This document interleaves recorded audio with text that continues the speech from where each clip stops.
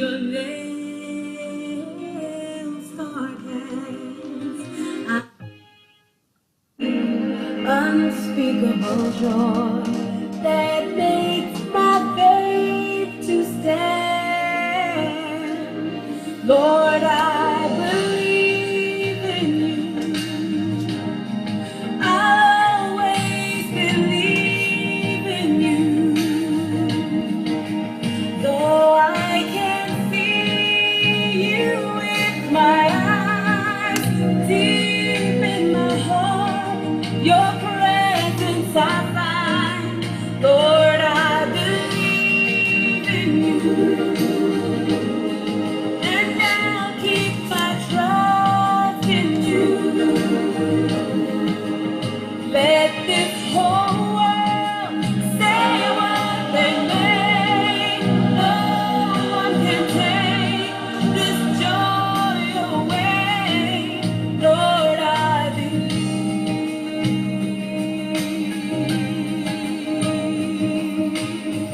Camino hasta su corazón.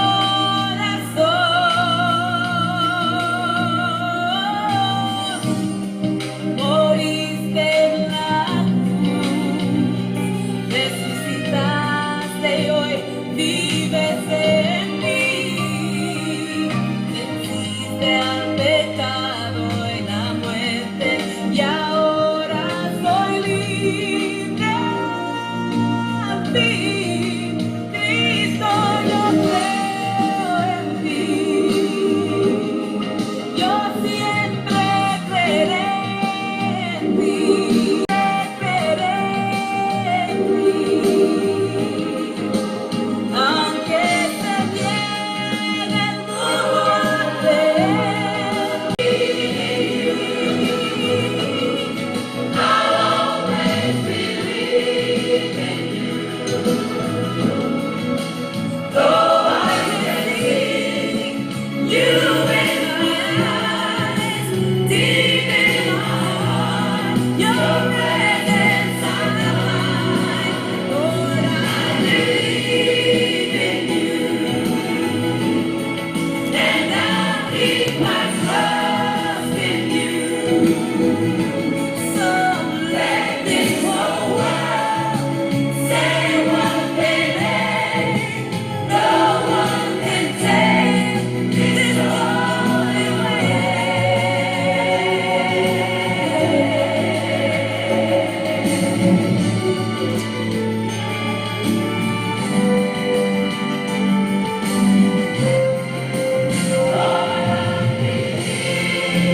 Lord, I believe. I'll always believe. I'll always believe. Though I can't see you in my eyes, but deep in my heart, your presence I find. Lord, I believe in you, and I'll keep my trust in you. So let this whole world, let them say what they want to say. No one can take this joy away.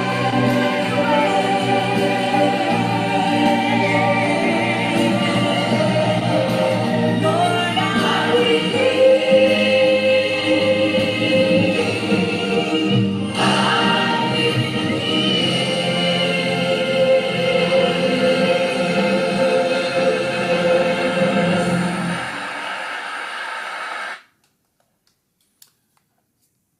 Yes, Lord, I believe in you. I believe in you. I believe. Take time out to listen to God. We take time out to study His Word. So glad that you are able to. But all over, people are sharing candies and chocolate and flowers and hating.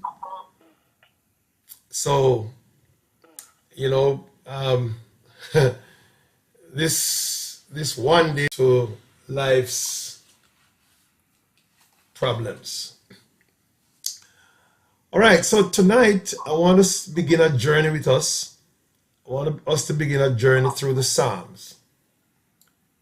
Um, we're not going to do much study tonight, but I want to hear from you what have been some of your experiences with the Psalms. How, as individuals, you have been experiencing these writings.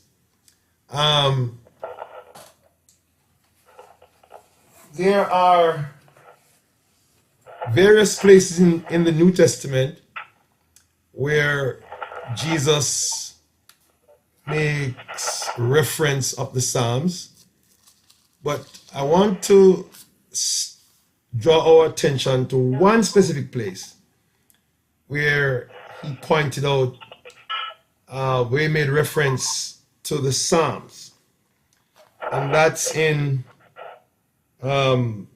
Luke 24 and verse 44.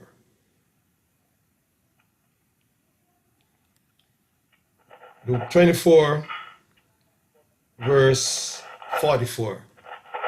And this was Jesus as he was talking to the disciples after his resurrection. And Luke, when he showed himself to the disciples and he asked them if they had anything to eat, they gave him a piece of broiled fish. So in verse 44, it says, "Now he said to them, these are my words which I spoke to you while I was still with you, that all the things which are written about me in the law of Moses and the prophets and the Psalms must be fulfilled." Verse 45 is equally beneficial. Then he opened their minds to understand the scriptures. The Psalms probably are among the most widely read and memorized, that the Psalms is among the... I love the book of Psalms because you can find yourself in it. And we sometimes when we go to the Lord and just send you to... All right. Thank you for sharing. Anybody else? Yeah, I like them songs. Psalms are To you. All right. Keep it on you. I think for me, you're in music. When you hit that chord and it's the same chord, so it vibrates along with your heart. You're talking about is in line with. All right. No, I would love for you to speak it in the first person, though. Me, I, Okay, yes. instead of you.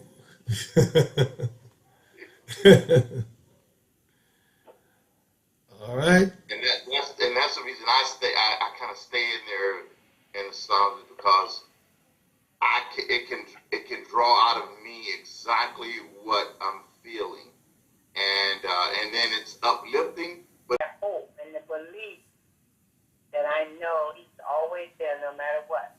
That's for me. That's those certain ones, even Psalm 23. That's an assurance that He's mine. It's encouraging, enlightening, comforting. The words to my heart.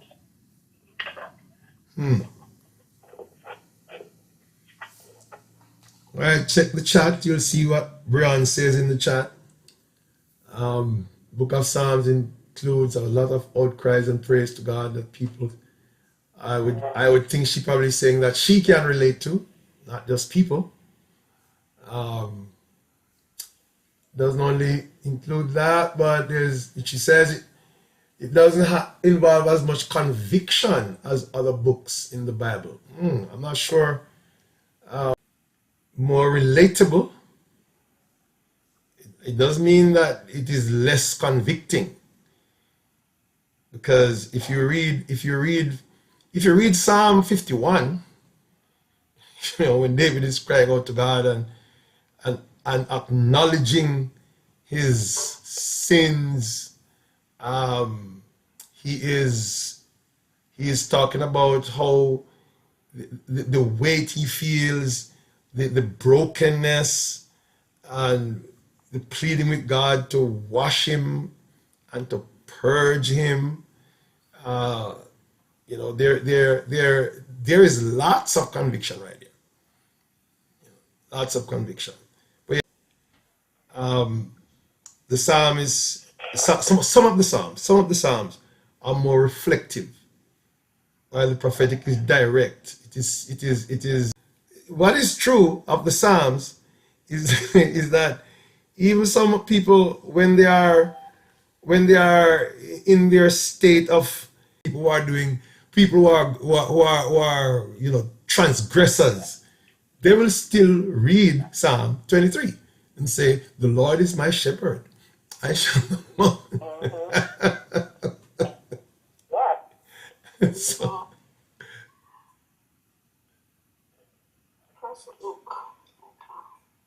yes, Sister Herman. Yes, like the most wretched criminal, they have a Bible and this little psalm in their pocket. Yeah, because Carry that little Bible and it's a psalm. yes, the New Testament and Psalms. Yes, Yes. yes. So because the Lord is my light and my salvation. Whom shall I fear? The Lord is the strength of my life. Of whom shall I be afraid? I remember one of Jamaica's politician. That was the psalm he read when he was giving his political speech. And this man was known as one of the persons who issued some of the most guns in Jamaica. Right? So because the psalms most of the psalms are written in the first person, yes, individuals can claim a psalm. Right? So you would hear things like, "That is my psalm, that is my psalms." Right? So it may not be necessarily describing the person who claims.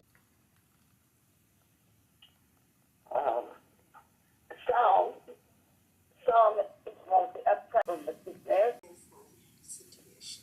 All right, good. Thank you.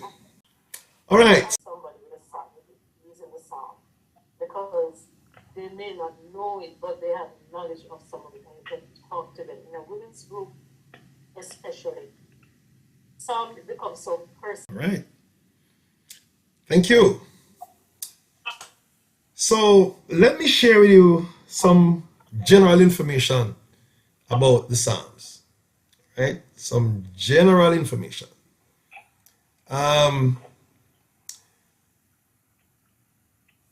The Psalms form a part of what is known in the world, and modern poetry is more rhyming. Right? We write poetry with words that rhyme. So we think of some of the poems you learned at school. There are always rhyming words. I Wonder by Jeannie Kirby. Maybe that's the only one I remember. I wonder I wonder why the grass is green and why the wind is never seen. You see the rhyming? Right? Who taught the birds to make a nest and told them as a fancy word, parallelism. Right? Parallelism. Which means that the thought is repeated in the next line in a different way or with different words. All right? It's the same thought, but it's said in a different word. For example, our mouths are filled with laughter. The second line, our tongues with songs of joy. It's the same thought, but said differently. All right? And you can find several of the Psalms that have that same thing. Thy word is a lamp unto my feet and a light unto my path. All right? Same thing. Yeah, whatever is said in the first line, the thought is repeated in the second line, but with different words. So it is called parallelism. All right. There is another one that is called antithetic parallelism. Right? And the word an antithesis, all right, or which is like it is where emotion or the image is emphasized by contrasting it with an opposite. Thought or emotion or the image is emphasized by contrasting it with an opposite. All right? You like in a lot in Proverbs, as a matter of fact, even in the Psalms, the ungodly are not so. All right, the righteous is like the tree planted by the rivers of water, which bring forth its fruit in its season. The ungodly are not so, but are like the chaff which the wind drives away. All right, these are some of the ways that it is expressed. And there's another one form called the synthetic parallelism, which in the second line completes the thought of the first. Right, so synthesis, bringing it together. Psalm 4 verse 8, I will lie down and sleep in peace. For you alone, O Lord, make me dwell in safety. Right? It is pretty much the same thing, but the second line completes the thought. All right? So some of the prophets, the prophetic writings, they follow the same pattern. All right? The Psalms are a collection of poems, most of which were set to music, and they were used in public worship. Now, one of the things that we must be careful of when we are ascribing authorship to the Psalms, we must be careful not to say, as the psalmist David says, because David did not write all the Psalms. All right? So many times a person will speak and they say, the psalmist David says, well, when you check it out, sometimes at the very heading, it says, the sons of Korah. All right?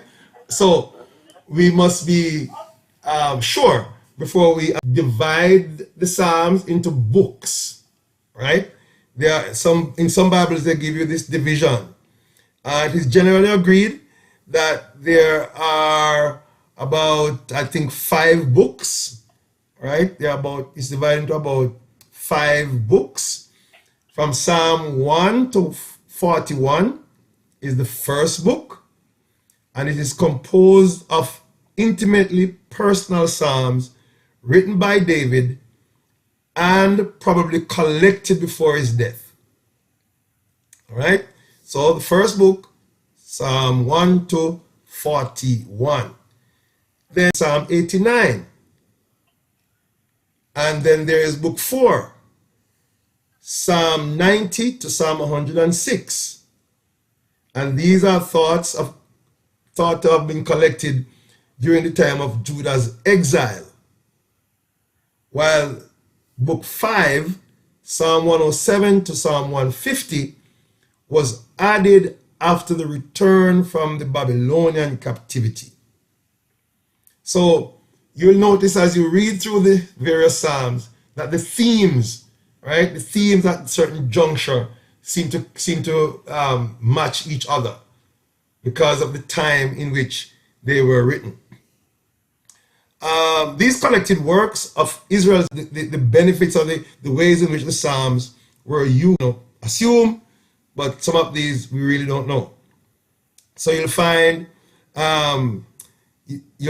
word like some 55 Psalms indicate to the chief musicians, and Psalms 70 to 84 are called Psalms of degrees. These may have been sung, notice, may have been sung by pilgrims approaching Jerusalem for one of the major festivals. Or perhaps they refer to the steps of the temple on which the Levitical choir stood when praising God. One of the most common ones is the word Selah, right? Which is found some 71 times in the Psalms. Different symbols. There are symbols for rest. There are symbols for when to go louder, symbols when to go softer, symbols when to increase, to double the value of the note. So when you're singing, if you're singing a song that has two dots behind the note, which means you should double the note. You don't when you reach it, you don't say, okay, now we have a dotted note, so we increase the time. No, you don't speak, you don't name the symbols. You do what it indicates. Right? No, that is not necessary. Okay. 34 of the 150 Psalms have no title, and thus give no explicit information about the author, the occasion, or use in Israel's worship. So there are 150 Psalms, and 34 of them have no title. All right? So that's part of the Psalms. All right, a couple more things about the Psalms.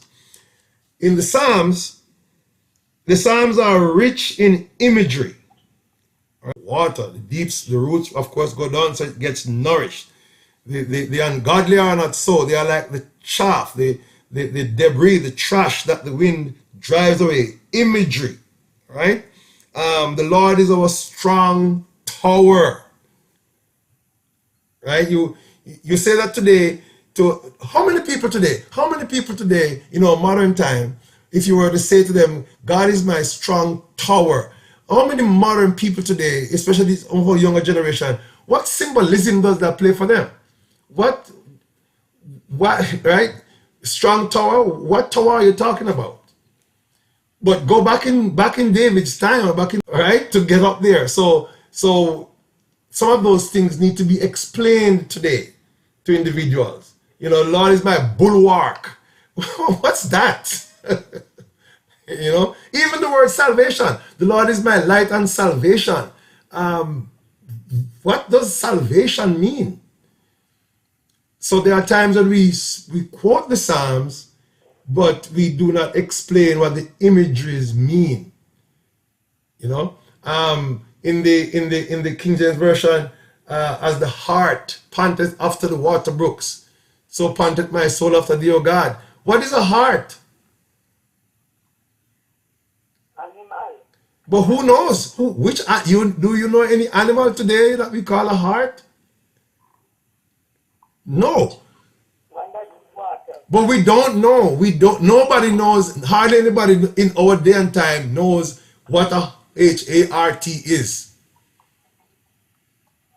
So it does not rob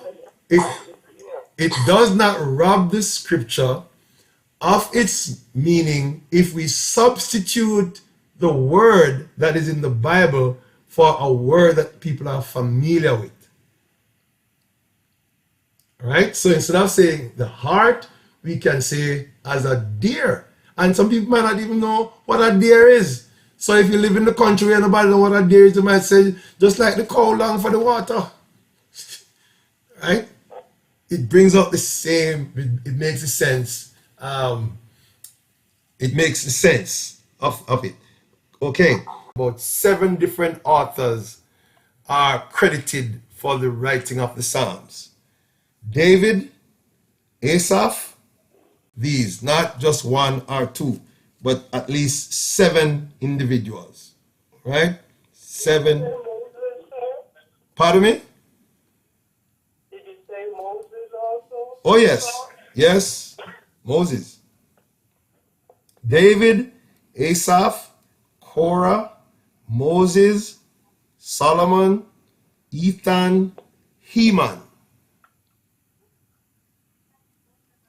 And then there are 4 that, well, more than 4, several that have 50 that have no author ascribed to them. So David really is the dominant author. 73 in total are ascribed to him. Asaph, 12. Korah, 10. Moses, 1. Solomon, 2. Ethan, 1. Heman, 1. And Anonymous, 50. All right. While the Psalms are nearly all unremittingly personal, while they are nearly all personal, there are recurrent themes in most of the Psalms. So, 1, some of the Psalms are historical. They speak of God's actions and Israel's response to what God has done.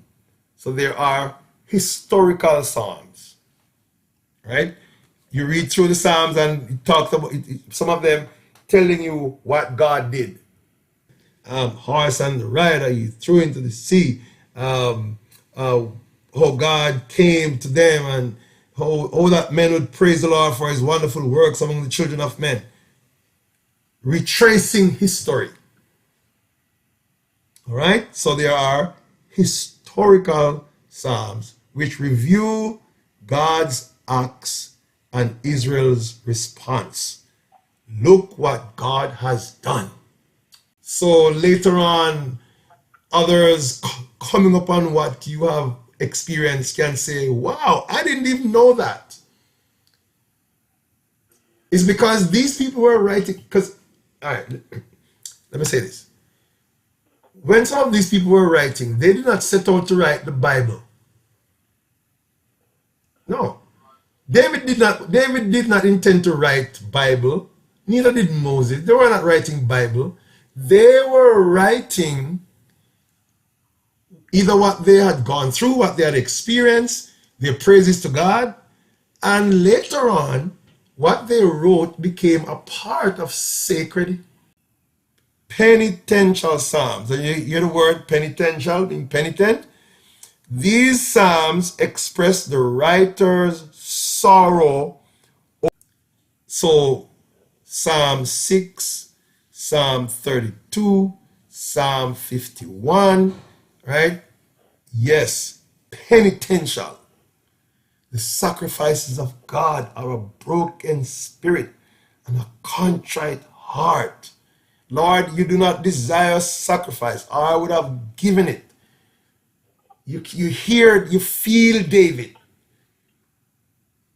So it wasn't always, I will give thanks unto the Lord, for he is good. No, there were times when these writers faced their failures and they penned the pain, the inner pain, Catory, imprecatory psalm. These psalms cry out against injustice, overthrow, intervene, and address the injustices that exist. There are some people who accuse some of the pastors of being political when they are praying. God, to break the leg of these people, break their necks, Lord, cause that their children they'll go childless, make the womb barren. imprecatory psalms. They cry out against injustice and call on the Lord to overthrow the wicked. Fourthly, there are liturgical psalms. Liturgy has to do with worship.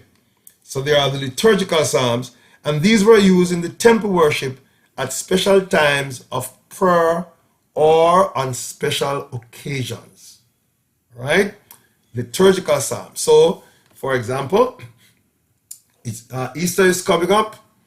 Who would want to hear the scriptures read about the birth of Jesus at Easter time? Who would want to sing Silent Night, Holy Night on Good Friday? Who would want to sing while shepherds watch their flocks by night, all seated on the ground on Easter Sunday? So we do the same thing today. We have liturgical scriptures. Psalm 1. When the roll is called up yonder, I'll be there. All right? Yeah. So we still follow that sort of a pattern, even in our praise shall continually be in my mouth. My soul shall make her boast in the Lord. The humble shall hear thereof and be glad. Oh, magnify the Lord with me. Psalms. Then some of the psalms are relational, right? So you have the praise psalms, then we have the relational one. And in this, they explore the depth in personal relationship that exists between God and his saints. Yeah, they are describing what it is like to be God's children, what it is like to belong to God, what it is like to have God in your life, the communion, the security, the safety. Right? These relational psalms, such psalm like Psalm 8. Psalms, the Lord was their shepherd, they would be following him as his sheep. Right? So we have these relational psalms. And then a number of the psalms are said to be prophetic. Right? So far we've talked about historical, penitential, imprecatory, liturgical, praise, relational, and now we come to the prophetic psalms. These are almost universally focused on during his passion. My God, why have you forsaken me? In Moses and the prophet and in the Psalms had to be fulfilled.